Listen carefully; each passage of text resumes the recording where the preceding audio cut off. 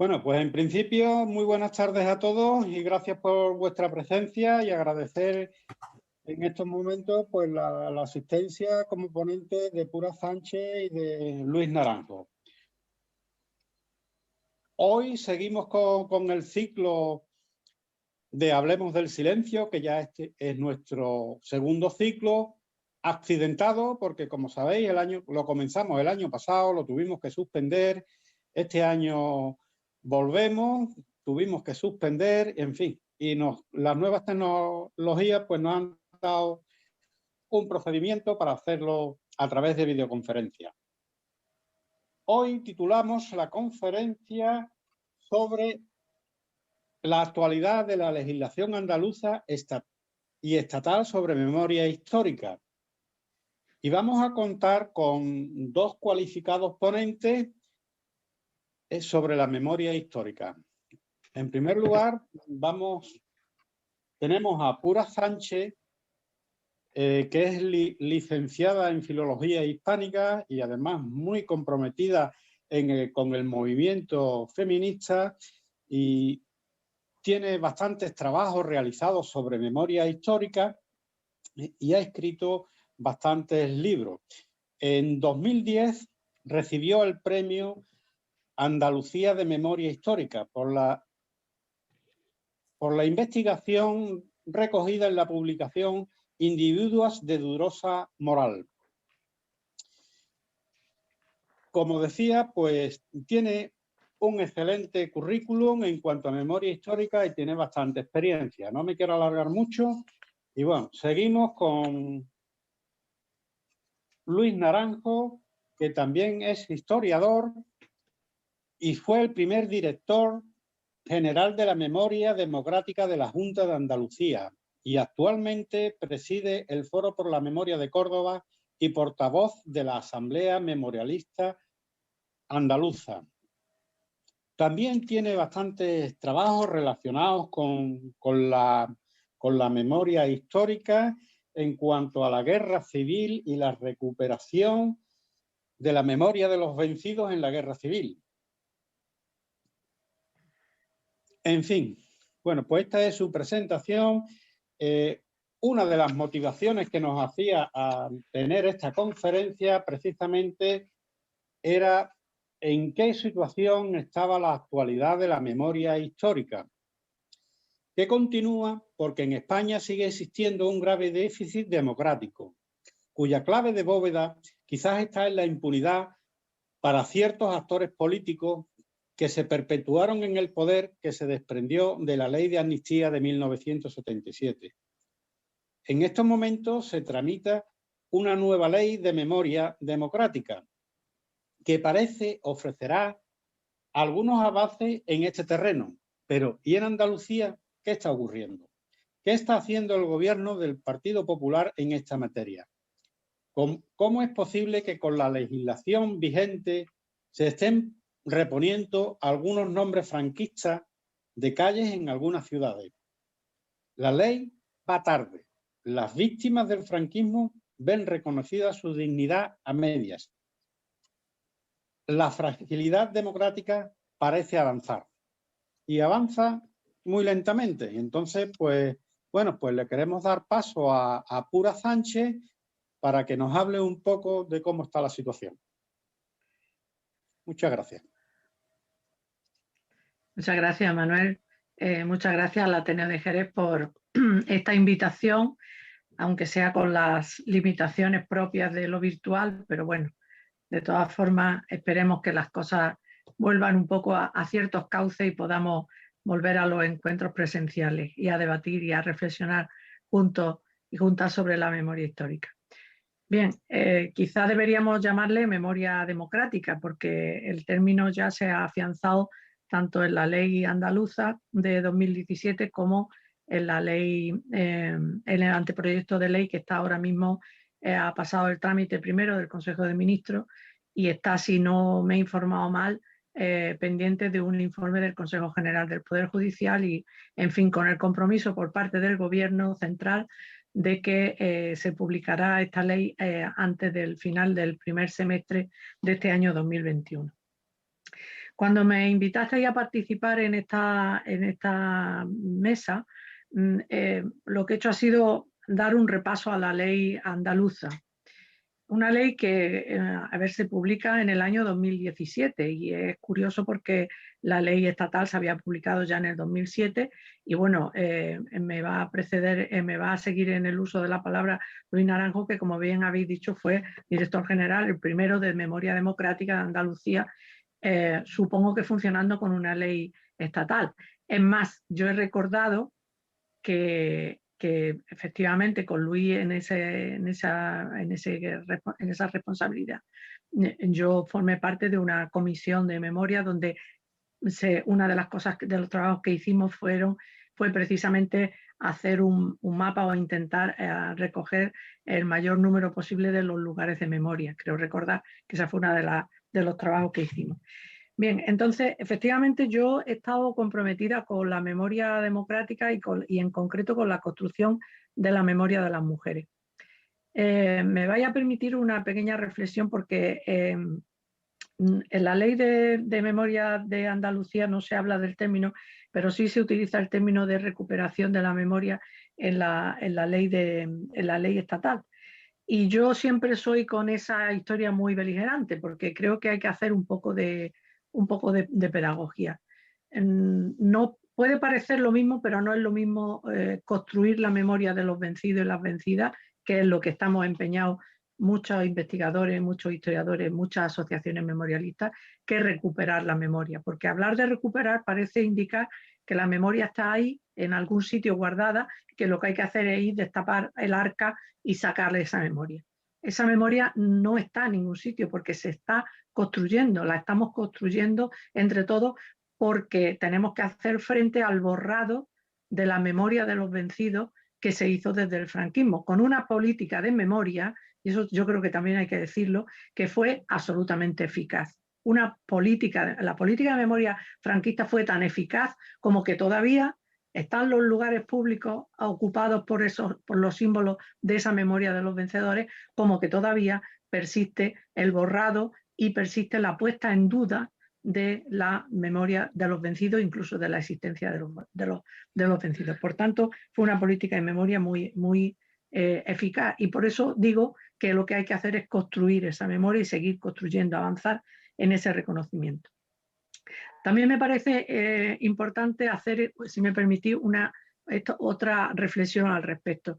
Las leyes de memoria, las que vamos a pasar a revista un poco, bueno, yo de manera muy, como digamos, muy superficial, pero bueno, espero que Luis va a profundizar seguramente mucho más en algunos de estos aspectos, pero las leyes de memoria están bien que existan y yo creo que, como tú has dicho, Manuel, en la presentación, vamos muy tarde siempre, porque ya digo, la ley de memoria andaluza es de 2017, la ley estatal primera era de 2007, entonces estamos, en fin, tardando muchísimo. Pero lo que es importante es que más allá y más acá de las leyes, por delante y por detrás de las leyes, sigue existiendo un movimiento memorialista enraizado en la ciudadanía y con el pulso y el impulso suficiente para, sean quienes sean los gobiernos, sean quienes sean los partidos que estén en el poder, la ciudadanía no tenga que estar a expensas de lo que se legisla o de lo que se decide. Obviamente las instituciones pueden facilitar esa labor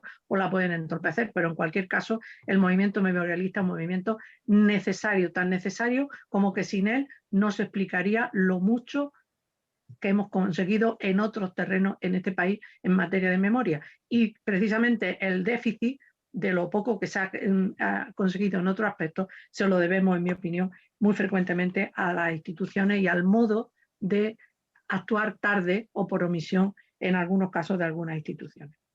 Bueno, haciendo un breve repaso de la Ley de Memoria Democrática de Andalucía de 21 de abril de 2017, pues esta ley hace algo que también recoge el anteproyecto de ley estatal que está ahora mismo en discusión, que es enraizar las políticas de memoria en los derechos humanos. Esto es algo que se tenía que haber hecho hace mucho, porque este es un modo de blindar de alguna manera esas políticas de memoria. Estamos hablando de derechos humanos.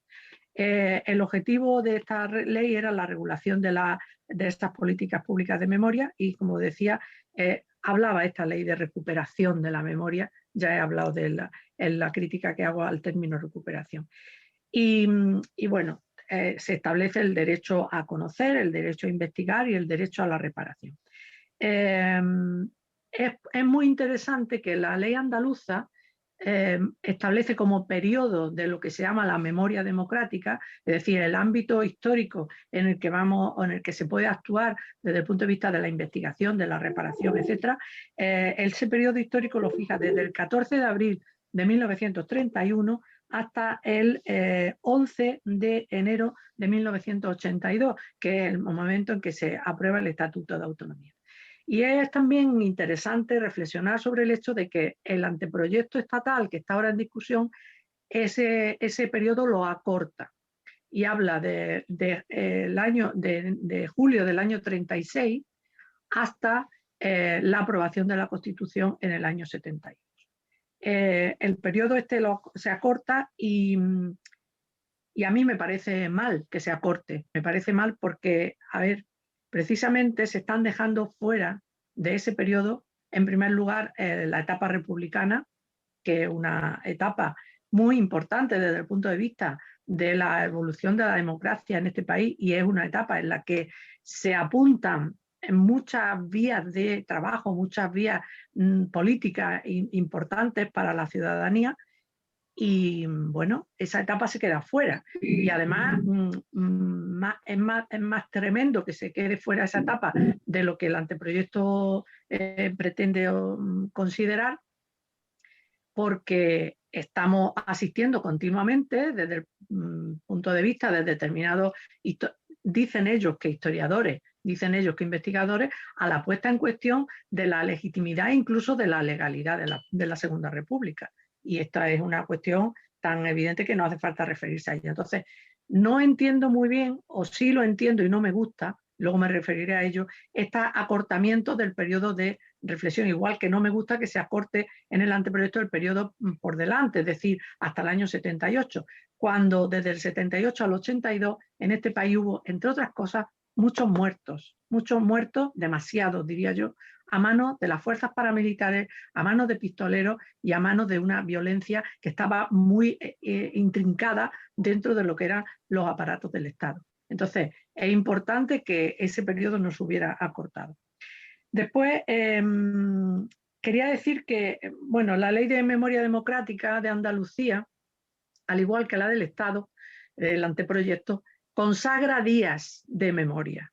El día 14 de junio para el Día de la Memoria Día de Memoria y Homenaje aquí en Andalucía, y la nueva ley, el anteproyecto, establece el día 30 de octubre por un lado y el día 8, creo que recordar, de mayo por otro, como día de rememoración del exilio. Bien, yo en general, y teniendo en cuenta mi experiencia docente, soy bastante escéptica con establecer los días de días, porque establecer los días de días a veces suministra la coartada para ocuparse de los temas ese día y desocuparse de ellos el resto del tiempo. No digo que esto sea siempre así, pero esto se propicia. Entonces, en el movimiento feminista ya tenemos un poco este tipo de experiencia. El 25 de noviembre y tenemos el 8 de marzo. Y luego después las diferencias salariales, la violencia machista, las desigualdades siguen campando por su respeto y campando a su ancha. Y aquí, pero eso sí, celebramos el 8 de marzo y celebramos el 25 de noviembre. Y además voy a compartir también con vosotros una experiencia como docente. Y es que en mi año de docencia, en los que en ocasiones he sido coordinadora de los planes de igualdad y coeducación y además coordiné dentro del sindicato USTEA al que pertenezco, coordiné un análisis de cómo los planes de igualdad y coeducación estaban cambiando o no la mentalidad de los estudiantes. Pues me he dado cuenta de que por más que se haga publicidad y mucha publicidad institucional y tal, cuando se le preguntó a los estudiantes qué era el 25N, mucha gente respondió, dio respuestas impensables. Es decir, igual con el 8 de marzo. Es decir, que estas fechas, por más que nos parezcan que pueden estar y que pueden servir como una manera de agilizar, una manera de dinamizar el trabajo, de dinamizar el recuerdo, etcétera, en verdad tienen muy poco calado para la juventud, sobre todo a la que, digamos, nuestros esfuerzos docentes van dirigidos de manera fundamental, ¿no? Entonces, además, en el caso del anteproyecto de ley de memoria, creo que no soy la única que se ha preguntado por qué el 30 de octubre. O sea, desde el punto de vista simbólico no tiene mayor explicación. No sé si alguno de vosotros tiene esa información. Yo por lo menos no la he conseguido. Entonces, encima, poner una fecha diferente a la de otros momentos, otros lugares donde ya se está celebrando otro día y tal, y parece que no demasiado consensuada, en fin, a mí se me escapa un poco, ¿no? Pero insisto en que, más allá de la fecha, lo que yo critico de esta ley, igual que de la ley andaluza, es que se establezca un día concreto para celebrar. Bien, ¿cuál sería la alternativa a eso? La alternativa a eso, obviamente, es la docencia. La alternativa a eso es la pedagogía política, la pedagogía social y la docencia en términos más estrictos en los centros educativos, ¿no? Bien, bueno, estas son cuestiones que voy diciendo y que dejo ahí. Otra cuestión en la que me quería centrar también era en lo de los lugares de memoria, que sé que es un proyecto muy querido y que además avanzó mucho cuando Luis fue director general de Memoria Democrática. El trabajo sobre los lugares de memoria, que tanto la ley andaluza como la ley estatal lo contemplan, tiene una falla que no sé si la ley estatal acabará por corregirla. Y la falla fundamental tiene que ver con el hecho de la difusión y la interpretación que se haga sobre y alrededor de esos lugares de memoria. Yo tengo el ejemplo cercano, muy cercano de mi pueblo. Yo soy de un pueblo de la provincia de Granada, de Benalúa, y en ese pueblo de la provincia de Granada, recién terminada la guerra, había una fábrica espartera que estaba cerrada y esa fábrica se convirtió, las instalaciones de la fábrica espartera se convirtieron en un campo de concentración. Hoy ya en el pueblo casi nadie sabe que ahí hubo un campo de concentración. Mi padre, que tendría, si viviera rondando los 95 años, mi padre sí sabía que ahí había un campo de concentración, porque él con 17 años llevaba a dos presos que no tenían familiares cercanos, les llevaba comida todos los días de la que se hacía en su casa. Entonces, mi madre, que tendría 87 años ahora, también recordaba ese campo de concentración. En el pueblo ahora mismo, 2/3 de la población larga no sabe que ahí había un campo de concentración. Y se ha declarado lugar de memoria, pero el gobierno municipal tampoco ha hecho nada que yo sepa y estoy ligada al pueblo. Quiero decir, quiero que hace años que no voy. De hecho, acabo de venir de ahí, del pueblo hace una semana. Entonces, si esa declaración de lugares de memoria no va acompañada de unas indicaciones, de unas instrucciones para dinamizar el conocimiento y para crear en torno a ese lugar una serie de actividades de carácter pedagógico y de conocimiento, me parece que la cosa es poco factible, es poco útil desde el punto de vista de la construcción de la memoria. Bien, otra cuestión que quería resaltar es que tanto en la ley de andaluza como en el proyecto de ley a nivel estatal hay instrumentos suficientes para, por ejemplo, haber sacado ya a Queipo de la Macarena, por ejemplo. Es decir, las dos leyes se refieren a esta situación de un espacio privado con proyección o uso público, se refieren en los mismos términos. Entonces, ¿por qué se siguen dando este tipo de situaciones? Pues este tipo de situaciones se siguen dando porque no existe voluntad política de aclararla y de hacerla, de revertirla. Entonces, esto también me lleva a reflexionar sobre la ley. ¿Las leyes son necesarias? Claro, pero a veces no son suficientes. A veces hace falta el empuje social, por eso es tan importante el activismo memorialista y por supuesto hace falta también la voluntad política para llevar a cabo y para poner en práctica esas leyes. Entonces, yo de verdad que no me había leído con tanto detenimiento la ley, pero cuando me la he leído ahora, bueno, no se hace porque no se quiere, pero ojo, no es que no lo esté haciendo el gobierno del Partido Popular y Ciudadanos apoyado por Vox, es que tampoco lo hizo Susana Díaz. es que tampoco lo hizo, es que tampoco lo ha hecho el Partido Socialista en 40 años y desde 2007 tenían instrumentos, porque si había una ley estatal, obviamente esto se podía haber aplicado a la comunidad autónoma andaluza, a un lugar tan emblemático, tan emblemático. Bien, es verdad que hay historiadores, algunos de ellos queridos amigos, que mantienen que Queipo de Llano debe seguir en la Macarena. Yo soy de las que mantiene que no. Queipo de Llano tiene que estar donde esté, pero en la Macarena no. Es decir, en un espacio público con proyección, en un espacio privado con proyección y uso público, no debe de estar un genocida enterrado. Esta es una cuestión de principio moral, me parece a mí, y que además ofende gravemente a las víctimas. Por tanto, desde el punto y hora en que las víctimas se sienten y están siendo realmente ofendidas, yo no tengo nada más que opinar. Yo estoy absolutamente de acuerdo con que se saque de ahí. Bien, la otra cuestión es cómo va la ley de memoria democrática en Andalucía. Pues no va directamente, no va. Es decir, la mayoría de la gente no sabrá que estamos en el primer plan de memoria democrática que ocupa desde 2018 a 2022, pero estamos en un limbo. No se siente y se trata de no hacer ruido, se trata de inventarse ahora esa otra historia. A ver si dejan de dar la lata a los de Vox con el PIN parental en los institutos y empieza el mal llamado PIN parental y ahora la retomarán otra vez con la memoria democrática para hacer lo que el PP y Ciudadanos están intentando hacer para, en fin, contentar a sus socios barra apoyos fuera extragubernamentales, que son los de Vox, que quieren que se haga una... no sé si se iba a llamar una cosa de conciliación, ¿no?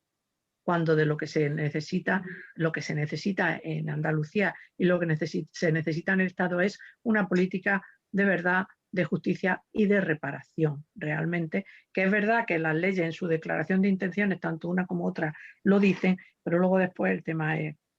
Bien, por ir terminando, porque no quiero insistir mucho, me parece que me estoy ya pasando un poco de tiempo, quería hablar también de la cuestión educativa, de la cuestión pedagógica.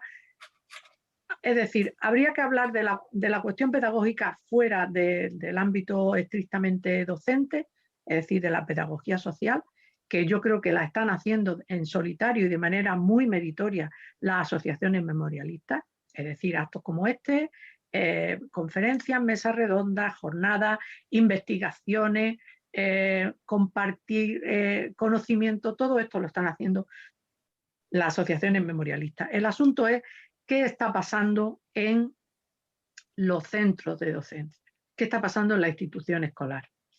Pues está pasando muy poco. Y también lo digo, está pasando muy poco, pero no solamente ahora que está el PP, está pasando muy poco también con el PSOE. Y voy a poner dos ejemplos.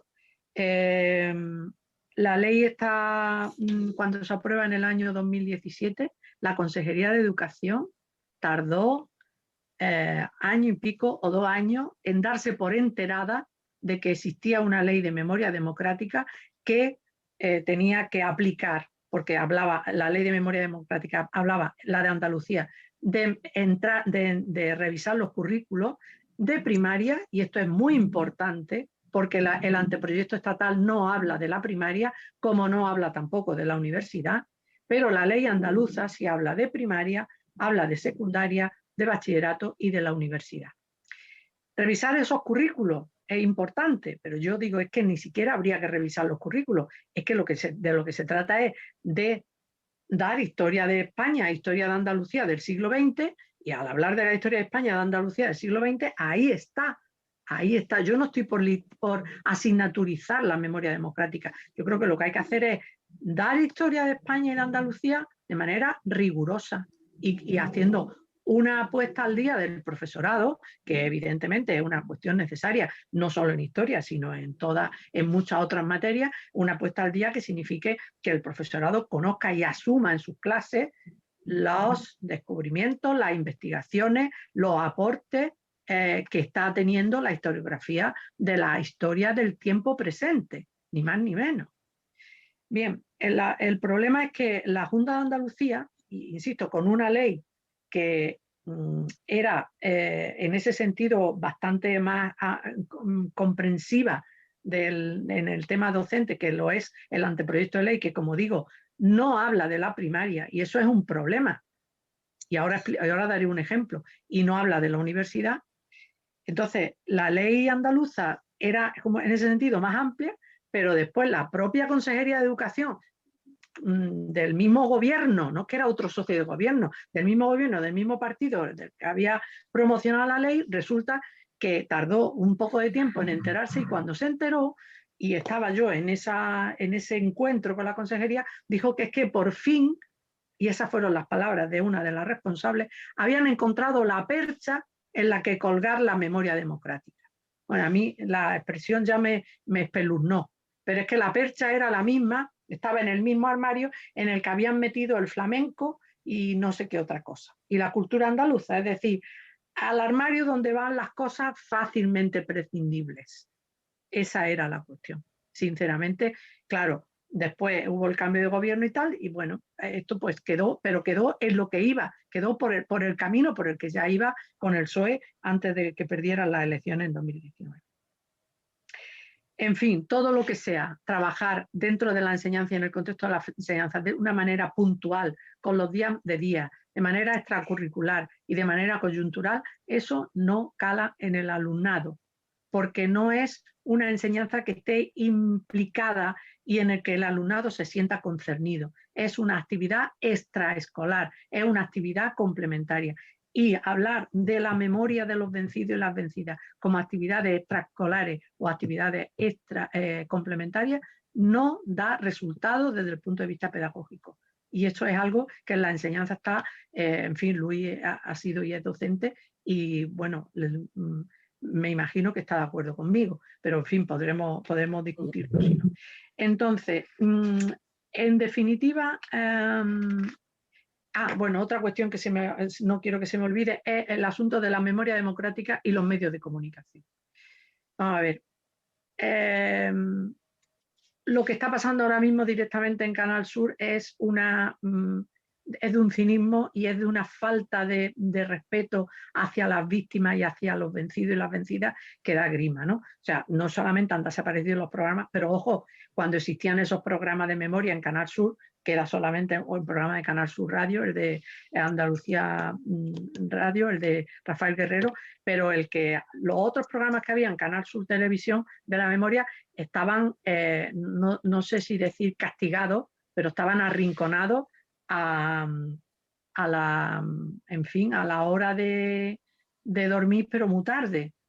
De hecho, yo al director general de televisión, de la Radio y Televisión Andaluza, en funciones, le dije, ¿por qué no hacéis pasar? Además se lo dije en un acto público, ¿por qué no hacéis pasar tantos sueños a los andaluces que queremos ver estos programas y los ponéis cuando los ponéis? Y la respuesta fue que estaban en ese momento porque teníamos un alto índice de audiencia a las 2 de la mañana.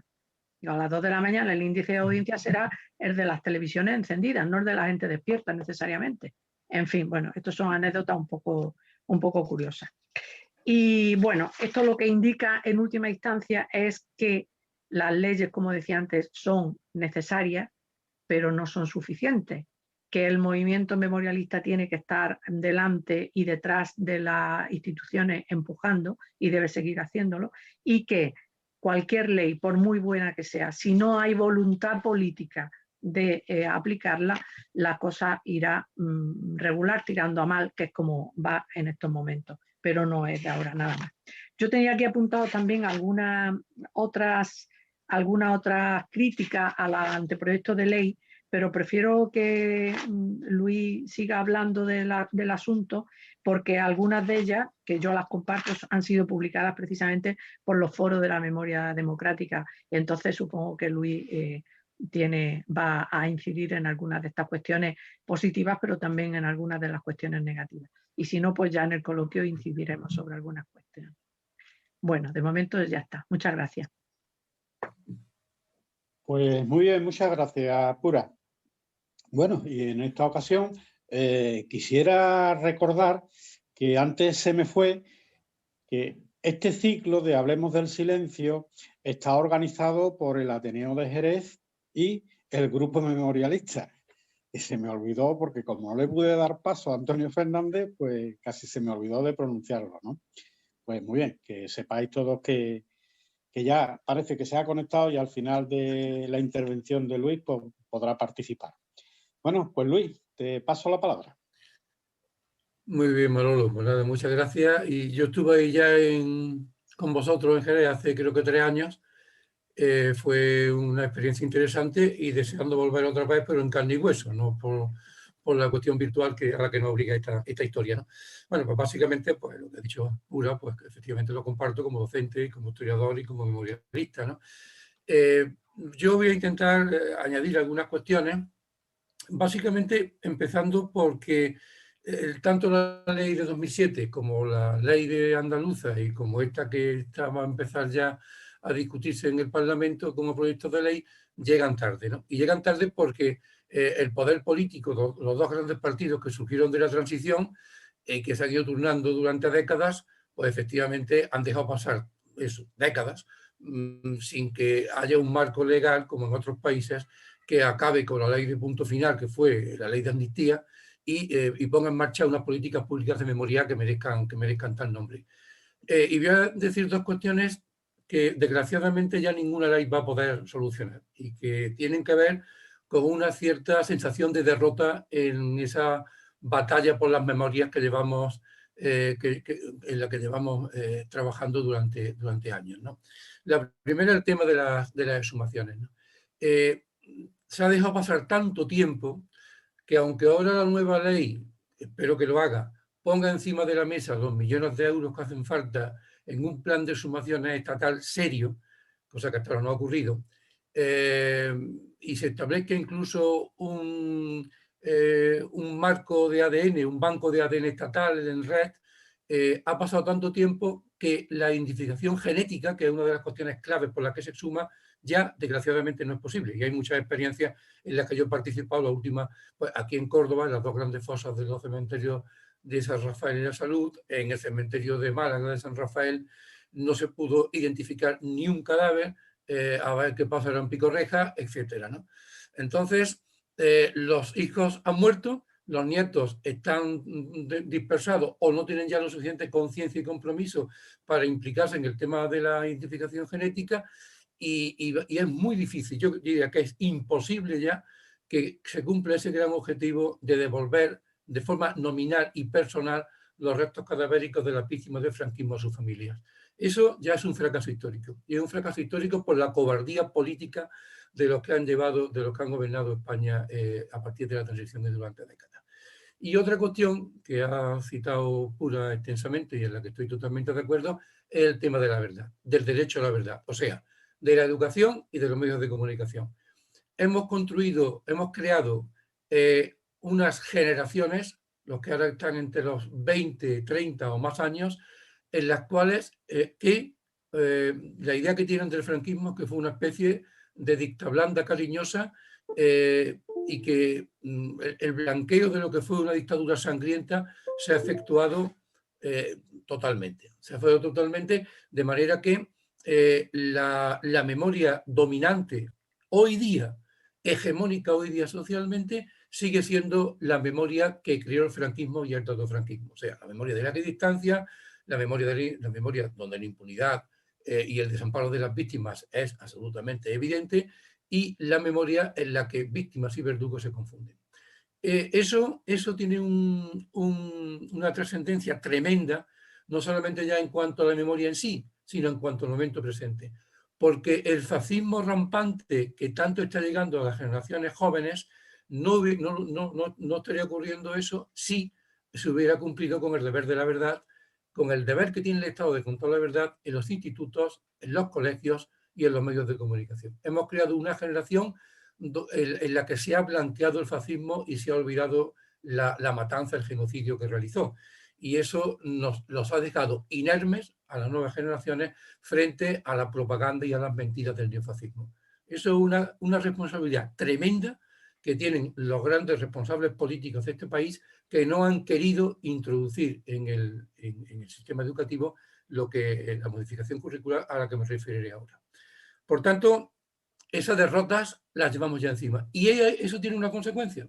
Y la consecuencia es la debilidad social de los movimientos memorialistas y su elevado índice medio de edad.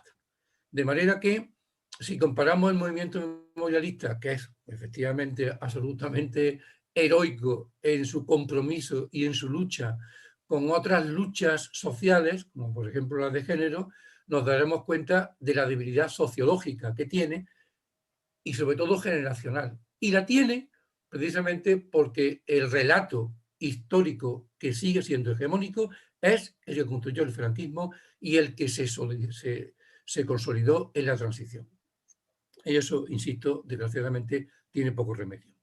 Yendo a la cuestión de las leyes, empezando por la andaluza. La cuestión de la ley andaluza, efectivamente, creo que como marco legal se hizo lo que se pudo. Yo ahí participé en primera línea y por tanto tengo referencias directas. Pero claro, no ha habido compromiso político, no ya ahora, sino también en la anterior etapa del último gobierno socialista. Ha faltado fundamentalmente dos cuestiones.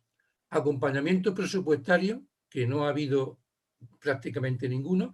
Las partidas presupuestarias dedicadas a exhumaciones han sido absolutamente ridículas. Las partidas presupuestarias dedicadas a divulgación, a investigación, a socialización de la verdad, a construcción de relatos, por ejemplo, de carácter didáctico, ha sido también muy pequeña. Y, por tanto, desde ese punto de vista, pues una ley sin acompañamiento económico es muy difícil que tenga éxito. Y luego, otra cuestión absolutamente clave que no se ha hecho, y algunas de las cuestiones se quedaron en el cajón cuando nos pegaron la patada a nosotros y cuando se rompió el cogobierno entre Izquierda Unida y el PSOE en el 17, fue el desarrollo reglamentario. Una ley que no tenga desarrollo reglamentario es una ley muerta. Aquí hay tres cuestiones claves a las que también se ha hecho referencia anteriormente. La primera, haría falta un catálogo público y, digamos, refrendado desde el poder político de símbolos franquistas. Si eso existiera, lo de la Macarena no habría, digamos, la Macarena es lo que ha pasado aquí en Córdoba, que después de quitarle el nombre a dos fascistas de las calles de Córdoba, Cruz Conde y Cañero, los mismos jueces lo han repuesto mediante alegaciones que han hecho asociaciones, digamos, neofascistas. ¿Por qué? Pues básicamente porque, efectivamente, la ley dice que hay que quitar los símbolos franquistas, sí, pero no existe un catálogo oficial de simbología franquista. Por tanto, eso es una cuestión absolutamente imprescindible, que estuvimos nosotros a punto de hacer, pero que no tuvimos tiempo de hacer. Eso es fundamental. Otra cosa que no se ha hecho a nivel andaluz y que espero que se haga a nivel estatal es un censo oficial de víctimas del franquismo. Estoy pensando, por ejemplo, en la de Bandá. En esas decenas de miles de muertos inermes, civiles, que están esperando todavía que el poder político andaluz establezca de manera solemne, pública y política, porque el genocidio franquista fue un hecho político, establezca efectivamente los nombres que se saben o que se sepan de lo que allí ocurrió. Y eso para toda Andalucía. No existe un censo oficial de víctimas del franquismo. Para eso se pensó en crear las famosas comisiones de la verdad, que están en la Ley de Memoria Andaluza con otro nombre, pero no se han llevado a cabo tampoco. Y otra cosa que es absolutamente fundamental es un protocolo de exhumaciones. Un protocolo de exhumaciones porque el que hay ahora mismo no cumple ningún estándar internacional. Ninguno. Un protocolo de exhumaciones, el que tenemos en Andalucía y a nivel estatal, está absolutamente anticuado, es anterior a nuestra ley de 2017, donde se contemple, entre otras cosas, la obligatoriedad de la tutela judicial de los procesos de exhumación y donde efectivamente el derecho a la justicia de las víctimas se reconozca. Espero que ahora con la ley estatal se haga. Digamos que ese es el panorama en Andalucía. Y no solamente se ha paralizado la ley de memoria, sino que el poder político actual está llevando a cabo lo que yo llamaría una política de negacionismo militante, o sea, de contramemoria. La misma idea de concordia, con la que se llama ahora, han bautizado el nuevo comisionado, es un canto a la equidistancia y es un canto a la mentira histórica y es un canto a la equiparación de víctimas y verdugos.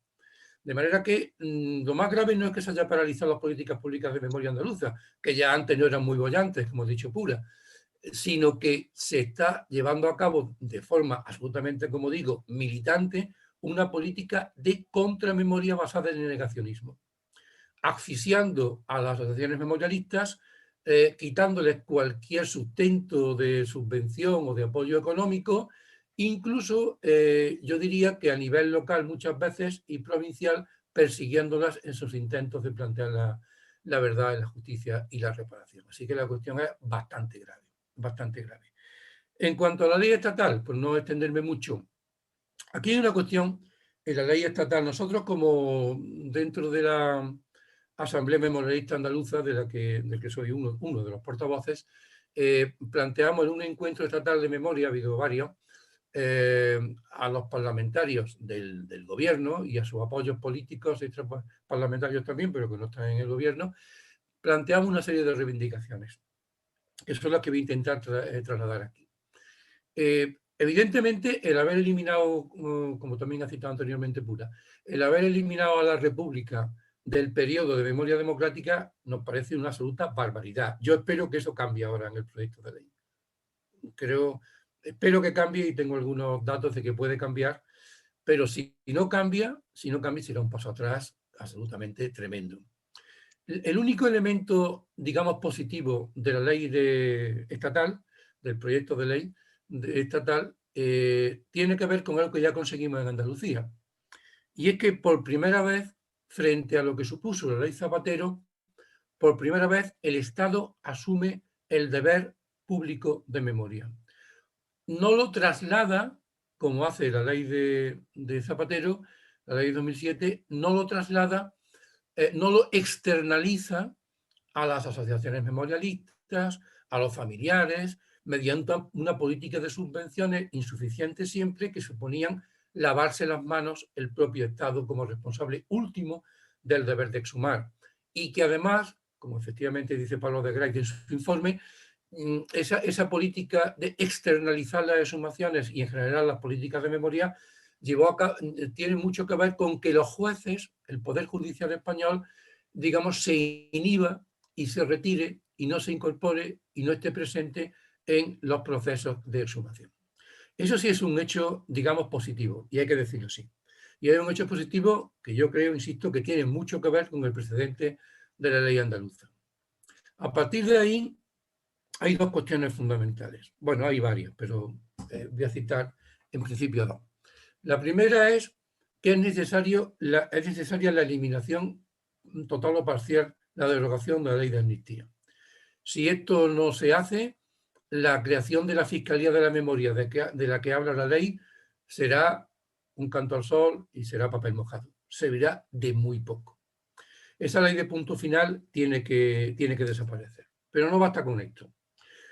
Hay que tener en cuenta que las leyes de memoria, tanto la ley de 2007 como la ley nuestra andaluza, como esta, son leyes cuyo régimen sancionador, por ejemplo, la ley de 2007 de Zapatero carecía de régimen sancionador.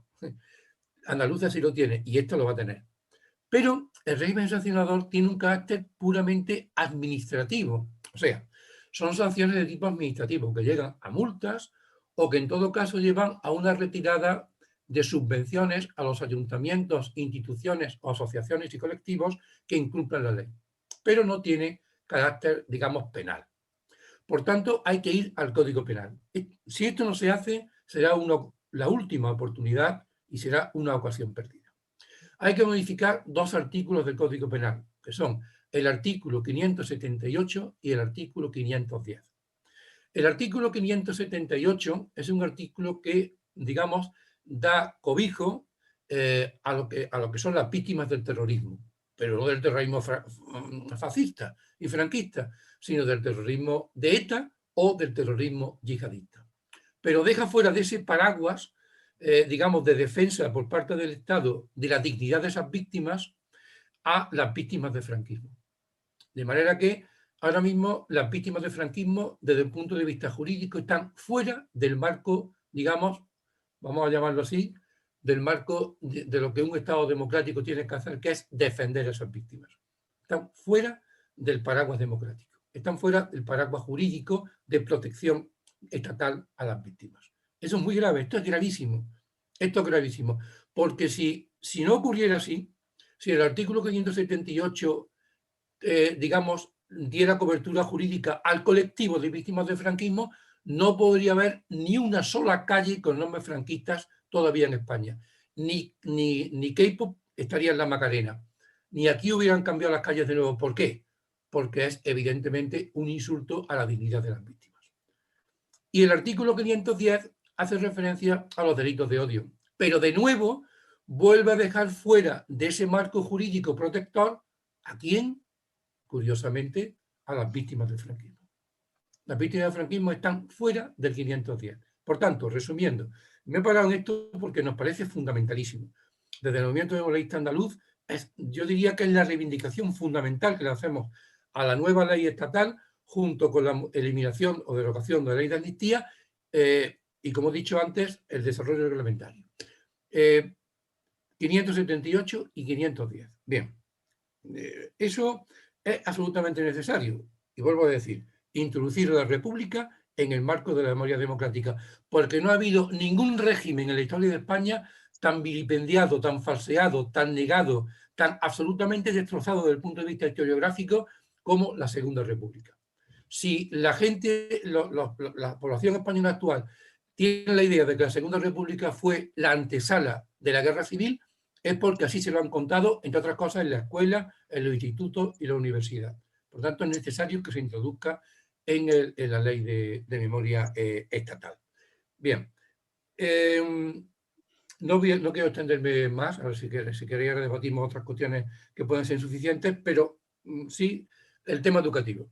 Efectivamente, el tema educativo, estoy muy de acuerdo con lo dicho Puro, de que no sirve para nada un día de, ni tampoco sirve para nada hacer una especie de asignaturita que sea memoria democrática. Eso me parece que sería absolutamente insuficiente, sino que hay que utilizar el marco de historia de Europa, de historia de España que ya existe para, y ahí sí creo que añadiría un matiz, para modificar profundamente el currículo actual.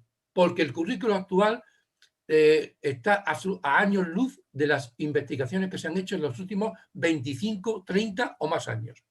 Está absolutamente desfasado. Es un currículo en lo que todavía podemos ver que la República y la Guerra Civil se unen en un mismo tema, en una misma unidad didáctica, creando una sensación de causa-efecto absolutamente falsa. Por tanto, modificación del currículo. En la ley de memoria estatal, lo que se dedica a educación es apenas 2 párrafos. Eso no nos sirve. Y formación del profesorado, porque nadie puede dar lo que no tiene. Y es fundamental que los profesores se formen, incluyendo el profesorado universitario. Termino. Lo que la ley estatal necesita también, aparte de estas modificaciones y otras muchas en las cuales no quiero entrar ahora, es, primero, una ley de acompañamiento presupuestario, porque si no vamos a estar en las mismas que en Andalucía, y segundo, la garantía, y digo garantía, de desarrollo reglamentario. Y vuelvo a citar 3 cuestiones que tendrían mucha incidencia en Andalucía, porque habría que ver cómo la ley estatal va a incidir en el campo andaluz y va a facilitar los grandes retos que aún tenemos pendientes. Que sería, primero, un censo de víctimas a nivel estatal. Un censo de víctimas completo. No que lo hagan los historiadores, no que lo hagan las universidades, no que lo hagan los investigadores, no que lo hagan las diputaciones provinciales, que lo haga el Parlamento y lo refrende el Parlamento español solemne y públicamente. Eso lo necesitamos. Primera cuestión fundamental. Segunda, lo he dicho antes, a nivel andaluz, y lo digo a nivel estatal, un nuevo protocolo de exhumaciones. Lo que hay no sirve para nada, incumple todos los requisitos. Y tercero, un catálogo estatal y oficial de simbología franquista. Unido esto a la garantía de un banco de ADN, mirad lo que digo, de un banco de ADN unido en red con las autonomías, porque los nietos de las víctimas andaluzas, los nietos y las nietas, no están en Andalucía, no. Fueron los que emigraron en los años 70 y 80, 60, perdón, a Valencia, a Cataluña, a País Vasco o fuera de España. Por tanto, si no se crea un banco de ADN en red, las exhumaciones serán de nuevo un canto al sol, serán casi inútiles. No digo que inútiles, porque efectivamente ver la evidencia del genocidio siempre es bueno. Pero el papel fundamental de que las familias recuperen y cierren el duelo no se podrá hacer sin una red estatal, sin un banco estatal de ADN. Bueno, no me quiero extender más porque supongo que ahora habrá diálogo y nada más. Gracias. Pues muchas gracias, Luis, también por tu intervención. Pues en este momento pues, le queremos dar paso a Antonio, que quería decir algunas palabras. Que ya... Entonces, buenas tardes a todas y a todos. Y la verdad es que pedir disculpas por el retraso de la conexión, pero al parecer no tenía bien descargado el Zoom de la conexión. A la vez pedir disculpas también a la ausencia de Cristóbal Orellana y de Paco Cueva, que eran los que tenían inicialmente no solamente interés, sino el deber, entre comillas, de estar aquí en este foro, y daros las gracias tanto al Ateneo, que está colaborando con nosotros en esta organización de esta charla, y fundamentalmente a los participantes hoy, que yo catalogaría como grandes pesos pesados del tema memorialista, tanto a Pura como a Luis.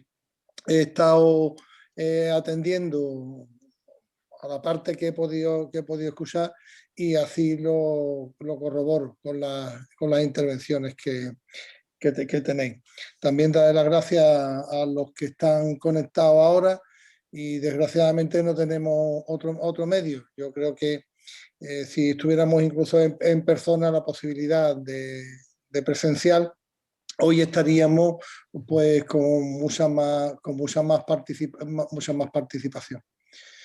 Yo pues nada, aprovecho también como participante en este foro, pues decir un par de cosas, ¿no? Es decir, primero, que estoy totalmente de acuerdo con las reflexiones que se han planteado aquí, pero que también me lleva a una gran cuestión, ¿no?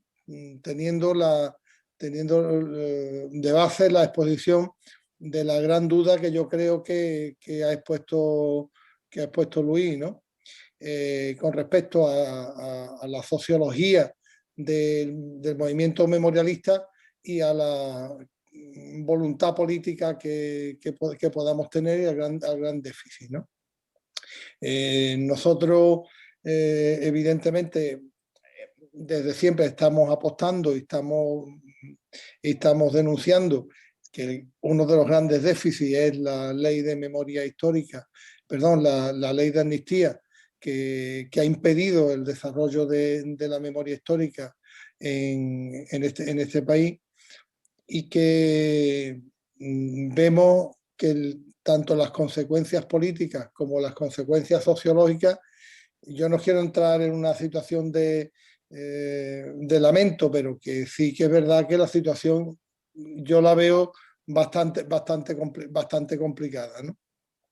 Y yo creo que la única cuestión posible sería la constante presión del movimiento memorialista, que somos los que somos y estamos donde estamos, y la importante esfuerzo a nivel central político de que de una vez por todas se pudiera condenar políticamente y legalmente al franquismo, que yo creo que así haría posible tanto la modificación o derogación de la ley de amnistía como la aplicación de todos los acuerdos internacionales de derechos humanos, el Tratado de Roma, etcétera, etcétera, en la que de alguna manera se pudieran valorar, aunque no se pudieran ya de alguna manera penalizar, pero sí condenar y externalizar claramente el genocidio que en el franquismo se cometió, y que como tal movimiento y como tal dictadura genocida se condene.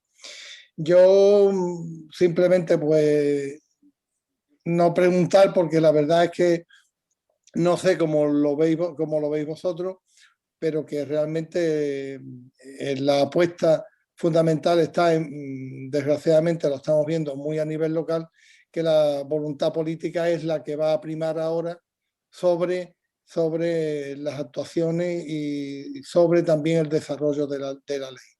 No sé hasta qué punto la Asamblea, pues bueno, sé que nos estamos actuando bastante y también hay otras organizaciones, pero no sé hasta qué punto pues tenemos incidencia importante en que la ley que se está intentando desarrollar sea más o menos.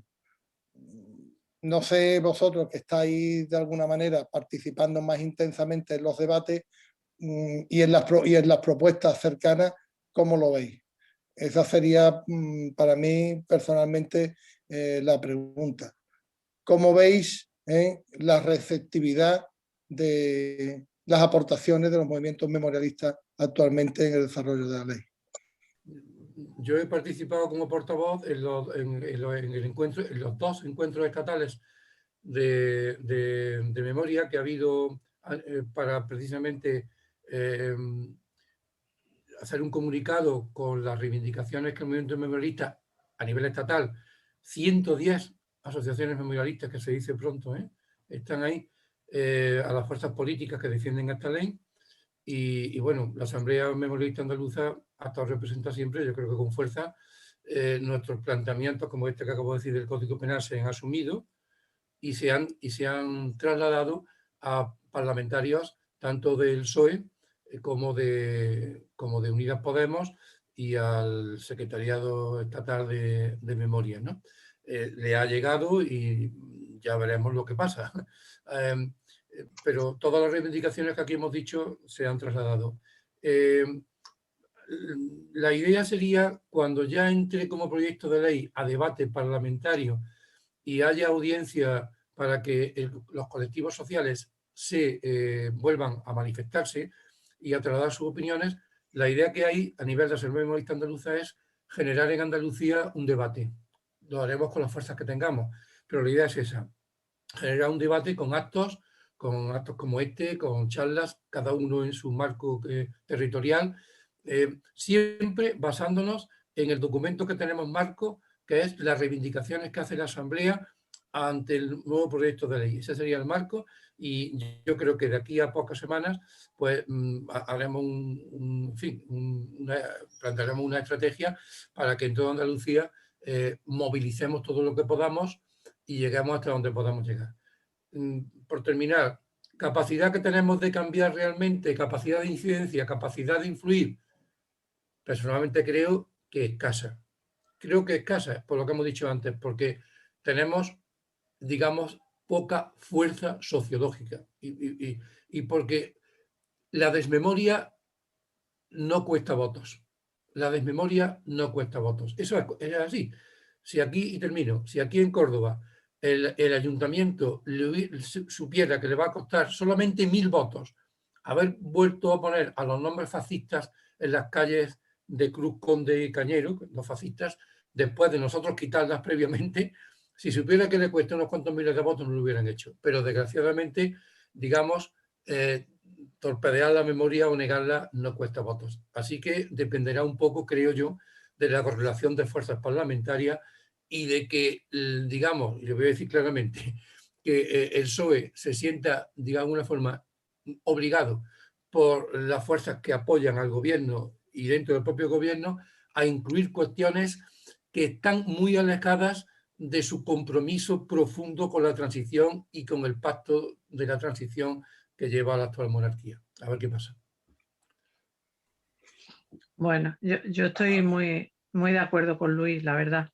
De todas formas, creo que aunque cuantitativamente las asociaciones memorialistas, es verdad, como tú decías, Luis, que sociológicamente gente cada vez más mayor y eso no cuesta, puede no costar votos y tal, yo creo que sí que hay una cierta, un cierto cuidado por no tener enfrente a las asociaciones memorialistas.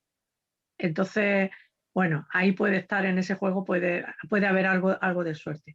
Ahora, a mí del anteproyecto de ley estatal hay una cosa que me preocupa muchísimo y es algo que he leído esta tarde, esta mañana, mirando la ley, decía que uno de las que son medidas, y lo he tomado directamente de la página de la Moncloa, que son medidas destinadas a suprimir elementos de división entre la ciudadanía.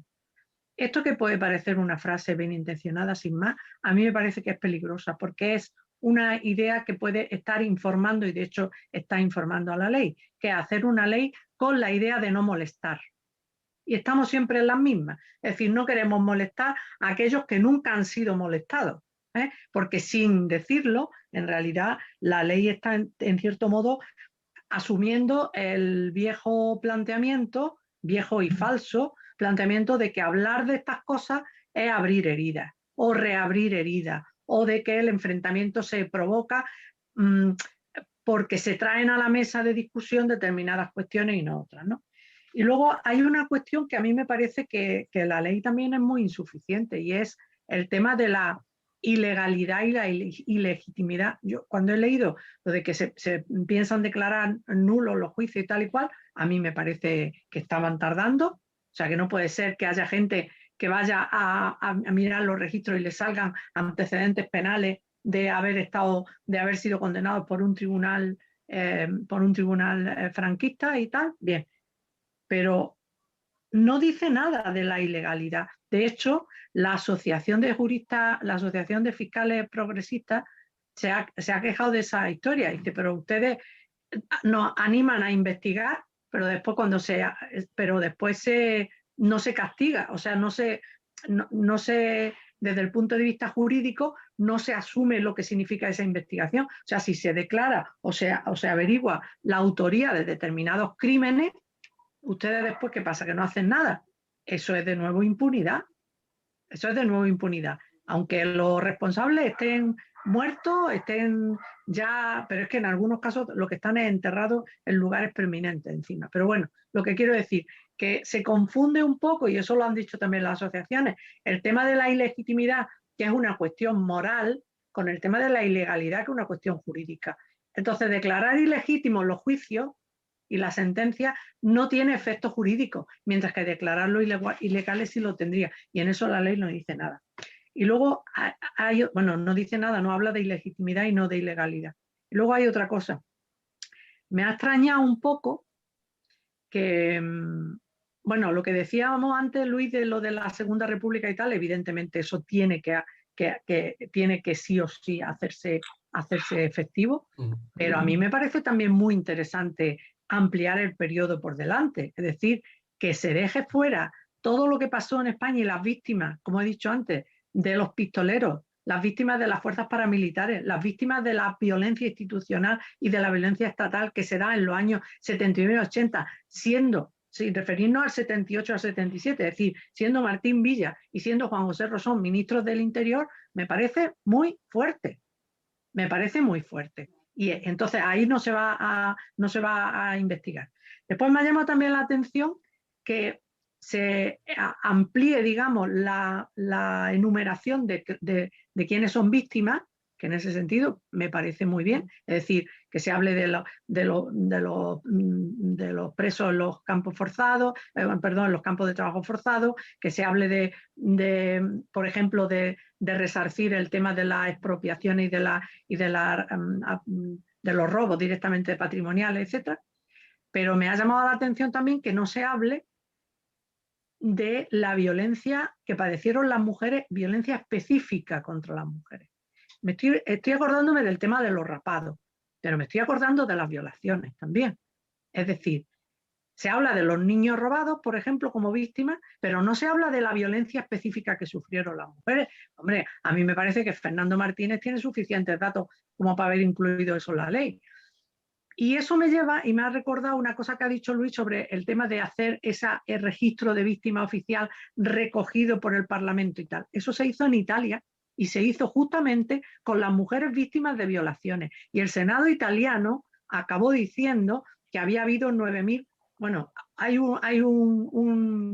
una investigación paralela que hizo precisamente el PC italiano, que hablaba de 12.000 víctimas, pero el Senado italiano acabó reconociendo entre 7 y 9.000 víctimas, mujeres víctimas de violaciones.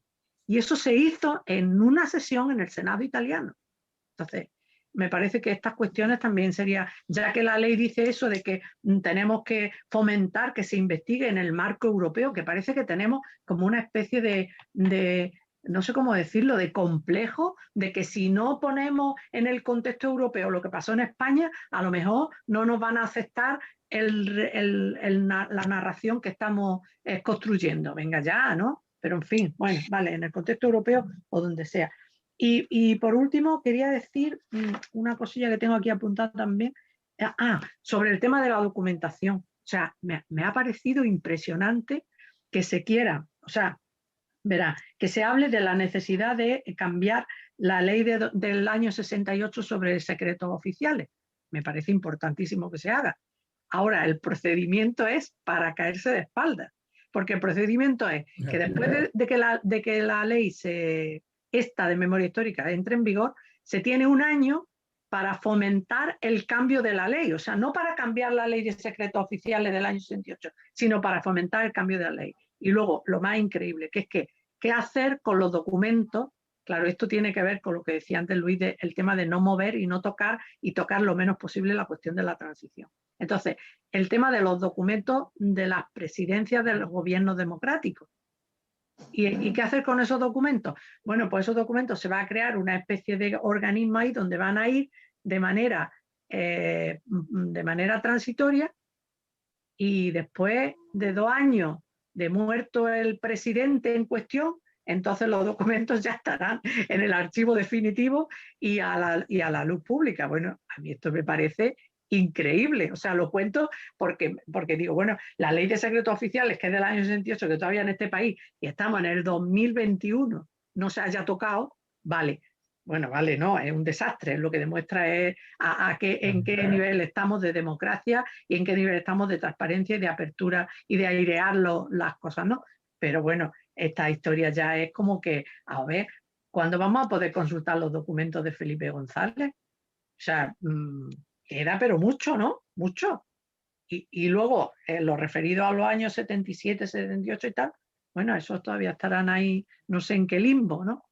En fin, no sé, a mí me parece que esta cuestión es, que la ley es muy... O sea, la ley nace con la vocación de poner los puntos sobre determinadas IE y mostrar y dirigir los focos a determinados aspectos que son muy llamativos, ¿no? Por ejemplo, el Valle de los Caídos, y acabar con la fundación de la Santa Cruz del Valle de los Caídos y toda esta historia. Pero luego después lo que se refiere a la gente común y corriente, a las víctimas, a la gente que necesita respuesta, a la gente que se está muriendo o que se siente ofendida realmente e indignada por cómo se está tratando a las víctimas, me da la impresión de que hay poca chicha detrás. ¿Qué me gustaría? Nada me gustaría más que equivocarme y que me tuvierais que llamar dentro de 3 meses o de 6 y decirme nada de lo que dijiste ha pasado, ni va a pasar. Eso me encantaría, pero ya veremos. Pero buenas tardes, felicidades a los ponentes y buenas tardes a todos los participantes. Indudablemente las exposiciones que habéis puesto ambos, Luis como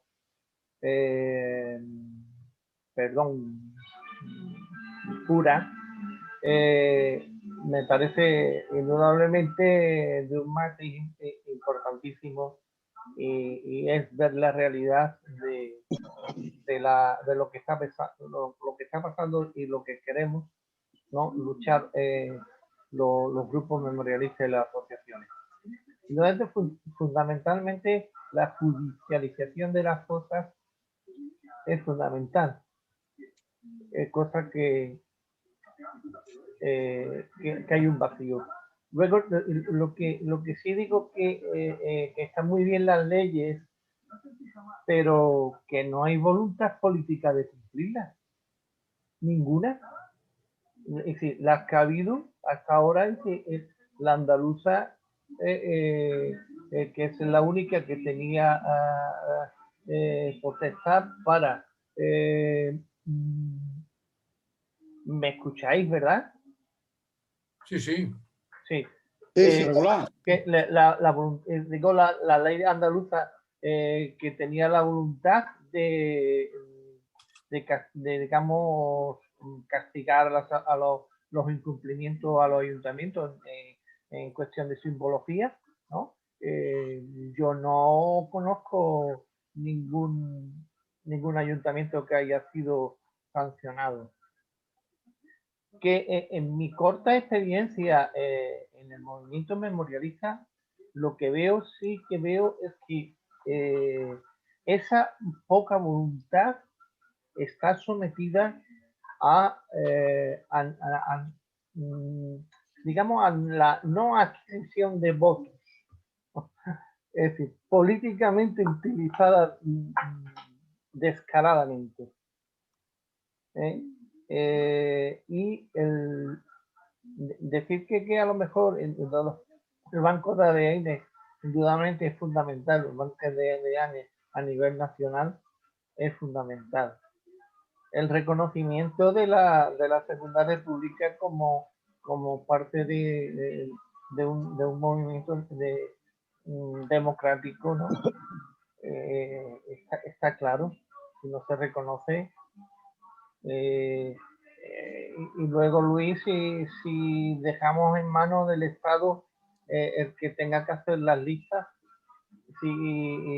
pienso que el Estado es el primero que debe de abrir y de obligar a abrir a los historiadores los archivos militares y toda la documentación, porque en mi caso yo soy nieto de represaliados, de fusilados, y no encuentro nada fuera en Salamanca ni en penitenciaría, y mi abuelo estuvo en la cárcel, no aparece nada, ha desaparecido, mi abuelo ha desaparecido. Y con respecto a los jueces, yo creo que el único juez que movió mucho el tema de memoria histórica aquí fue el juez Garzón, y nos lo quitaron del medio. Mucho Garzón quisiera ver yo en esta España, con su, no sé, pero así lo siento, ¿no? Y luego, los crímenes son de lesa humanidad, no prescriben. Y digo yo, Naciones Unidas, desde mi desconocimiento, no tendríamos que llegar aparte de todo lo que está pasando aquí con la memoria, con el reconocimiento de todo, de las exhumaciones, de saber la verdad de lo que pasó claramente. No, porque en mi caso, por ejemplo, yo he logrado inscribir a mi abuelo después de 80 y tantos años, cerca de 90 años, y pone fallecimiento, no pone que el juez no ha sido capaz de poner que ha sido fusilado.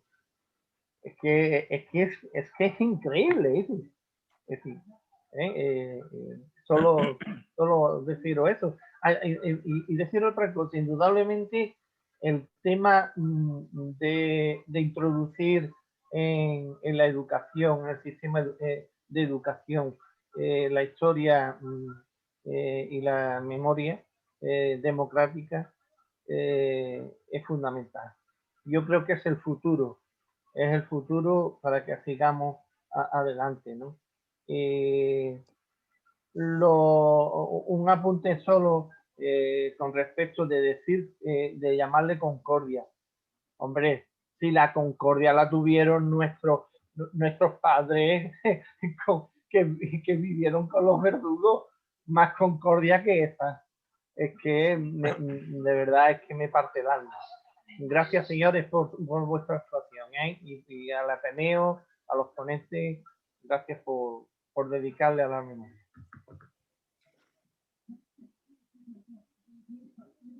Bueno, no sé,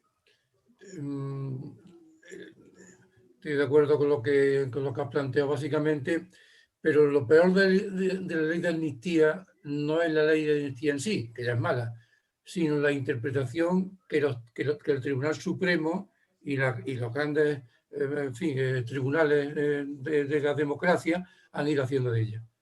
Entonces, la sentencia respecto a Garzón fue clave y se sentó jurisprudencia. O sea, la ley de amnistía se utiliza por la judicatura y por el Tribunal Supremo sobre todo para cerrar cualquier tipo de posibilidad de investigar los crímenes del franquismo y de judicializar las exhumaciones. Incluso, de alguna forma, rechazando la intervención de la justicia internacional, que no se asume. Esa sentencia fue clave. Por eso es fundamentalísimo en la eliminación de la ley de amnistía. Eso yo creo que es como el arco de bóveda de la impunidad. Y tiene que caerse. Aunque es cierto, como tú has dicho, que las leyes de amnistía no protegen lo que son los crímenes de lesa humanidad, que son imprescriptibles. Pero la jurisprudencia del Tribunal Supremo es definitiva.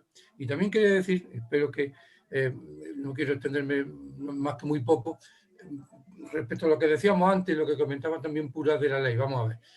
Esta ley básicamente saldrá como consecuencia de la correlación de fuerzas políticas que hay en el Parlamento español. Para mí esa es la clave de la cuestión. La presión, la capacidad de influir, la capacidad de alguna forma de aportar o incorporar nuevos significados a la ley del movimiento memorialista, yo no digo que no exista, pero es débil y escaso. Yo creo que la ley va a ser un reflejo de la correlación de fuerzas, y la correlación de fuerzas, no olvidemos la que es, tanto en el interior del gobierno como de las fuerzas parlamentarias que lo apoyan. De hecho, esta ley en sí no es una ley del gobierno aún, es una ley del PSOE. Es una ley del PSOE que a partir de ahí el gobierno incorpora. Porque no sé si recordáis también que hace 2 años, año y medio, 2 años antes, Unidas Podemos sacó un borrador de anteproyecto de ley de memoria democrática y de reparación o defensa de las víctimas, que yo creo que está muchísimo más completo y incorpora todo lo que estamos diciendo aquí nosotros ahora mismo, pero eso está ahí metido en el cajón de, en fin, del sumidero de la historia, ¿no? Por lo menos a nivel parlamentario. Entonces, tengamos en cuenta eso, que va a ser consecuencia de la correlación de fuerzas y que quizá tampoco nos interese dar a conocer o divulgar o difundir una visión a priori negativa o hipercrítica de la ley, porque eso podría debilitarnos.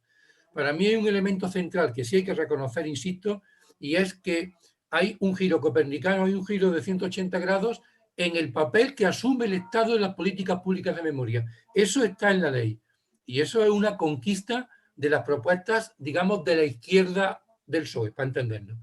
Y es un elemento central de la ley. Luego, a partir de ahí, a ver lo que se puede hacer, ¿no? A ver lo que se puede hacer y haremos todo lo que podamos y el movimiento memorialista hará lo que se pueda, ¿no? Pero, como decía el amigo Marc, la correlación de fuerzas debemos tenerla en cuenta siempre. Va un poco desde el sentido que la comienzo en una intervención tuya en la que dices que construimos la memoria en base a de los vencedores, ¿no? Es la memoria que se ha construido, ¿no? Entonces, Luis hablaba de la ley antiterrorista que está fuera del alcance de las víctimas del franquismo, ¿no?